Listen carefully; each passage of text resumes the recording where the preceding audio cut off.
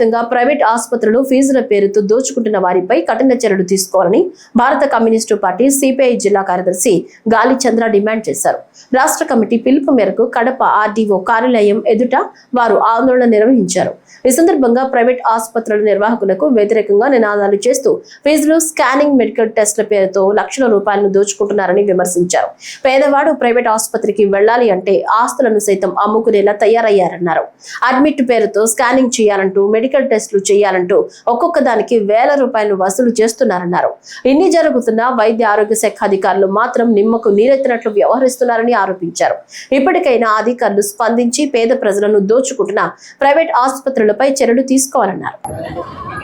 ఈ దేశంలో పుట్టిన ప్రతి పౌరుడికి జీవించే హక్కు రాజ్యాంగం కల్పించినటువంటి ప్రాథమిక హక్కులో భాగంగా వైద్యం అందించేటువంటి బాధ్యత కూడా పాలక ప్రభుత్వాల పైన ఉంది. అయితే ఇవాళ ఈ దేశంలో ఉన్నటువంటి కోటాను కోట్ల మంది ప్రజలకు సకాలంలో మెరుగైన వైద్యం అందక ప్రాణాలు హరి అనేటువంటి పరిస్థితి కొనసాగుతున్నటువంటి నేపథ్యంలో ఒకవైపు ఏమో ప్రజల ఆరోగ్యం పట్ల అవేర్నెస్ పెరుగుతున్నటువంటి నేపథ్యంలో ప్రజల యొక్క అవసరాన్ని అడ్వాంటేజ్ గా తీసుకొని కార్పొరేట్ హాస్పిటళ్లు దోపిడీకి అడ్డు అదుపు లేకుండా ఇవాళ పెరిగిపోతా ఉంది. అవసరం లేకపోయినా వైద్య పరీక్షలు, అనవసరమైనటువంటి మందులు కట్టబెట్టేటువంటి పరాకాష్ఠకు ఇవాళ చేరుకుంది. ఎంత స్థాయికి చేరుకుందంటే ఎక్స్పైర్డ్ మందులు కూడా విక్రయించేటువంటి పరిస్థితి, వాటిని ప్రజలకు కట్టబెట్టేటువంటి దౌర్భాగ్య స్థితి కొనసాగుతా ఉంది. పరీక్షల పేరుతో కోట్ల రూపాయలు కొల్లగొట్టేటువంటి దౌర్భాగ్య స్థితి కొనసాగుతా ఉంది. ఒక కార్పొరేట్ హాస్పిటల్లో ఓపీ కంటే ఇన్ పేషెంట్ కాస్ట్ అమాంతం పెరుగుతా ఉంది. ఇవాళ మెడికల్ స్టోర్ నడుపుకోవాలంటే వారు 40% నుంచి 50% ఆ డాక్టర్ కు చెల్లించాలి. లేకపోతే వైద్య పరీక్షల నిమిత్తం ఎవరైనా అక్కడ సెంటర్ పెట్టుకోవాలంటే 40 నుంచి 50% డబ్బులు ఇవాళ పర్సెంటేజ్ చెల్లించాలంటే వైద్యంలో ఏ విధమైనటువంటి దోపిడీ జరుగుతా ఉందో అర్థమవుతా ఉంది. నకిలీ మందులు ఇష్టారాజ్యంగా విక్రయాలు జరుగుతూ ఉన్నాయి. మెడికల్ స్టోర్లలో ఎక్కడే కానీ సర్టిఫైడ్ ఫార్మసిస్టులు లేనటువంటి పరిస్థితి నెలకొంటా ఉంది. కొన్ని ప్రాంతాలలో, గ్రామాలలో, లేకపోతే సెమీ అర్బన్ ప్రాంతాలలో ఇష్టారాజ్యంగా నకిలీ డాక్టర్లు ఎట్ట పడితే అట్ట వైద్యం చేస్తా ఉన్నారు.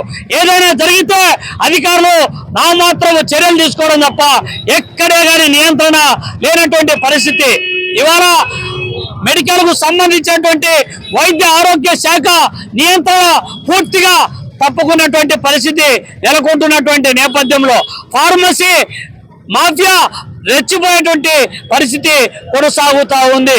ఈ నేపథ్యంలో ప్రజల ఆరోగ్యానికి భద్రత లేనటువంటి పరిస్థితి నెలకొంటున్నటువంటి నేపథ్యంలో పాలక ప్రభుత్వాల్లో పదే కమ్యూనిస్ట్ పార్టీ డిమాండ్ చేస్తా ఉంది. ప్రజలకు వైద్యం అందుబాటులోకి తీసుకురావాలి. జనాభా ప్రాతిపదికన డాక్టర్ల నియామకం జరగాలి.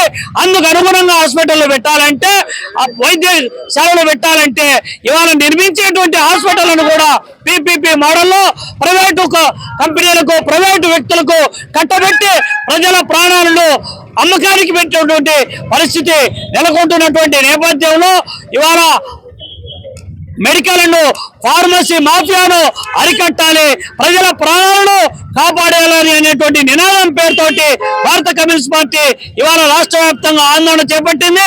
ఇప్పటికైనా ప్రభుత్వము నిర్దిష్టమైనటువంటి చర్యలకు ఉపక్రమించకపోతే ఆందోళన మరింత తీవ్రతరం చేస్తామని హెచ్చరిస్తా ఉన్నాం.